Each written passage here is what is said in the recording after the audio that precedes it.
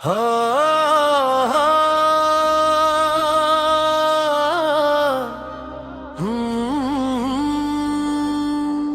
हाय रे किस्मत का लिखल रहे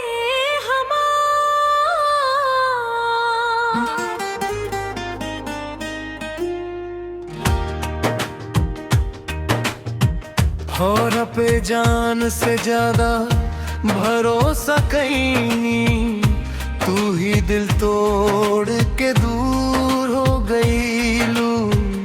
सपना जे देखनी साथे जिंदगी बितावे के ओ सपना के राख बना गईलू।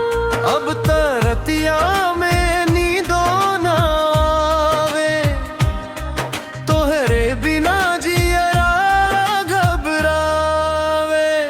दिलवा टूट गईल हो जीना छूट गईल हो तोहरे बिना अब कुछो ना सुझत हो। रो रो के काटत बानी हर एक रतिया आँख से आंसू रुकते ना होगा।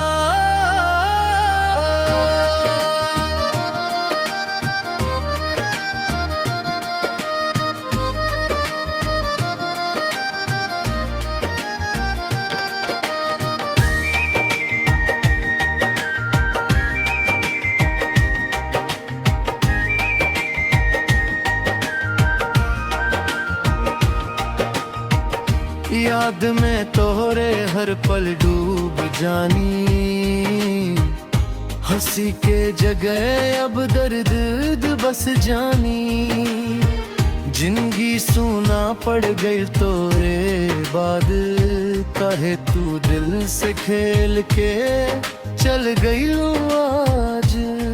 का कसूर रहे हमार बता दा ऐ सजनिया एक बेर लौटा दा।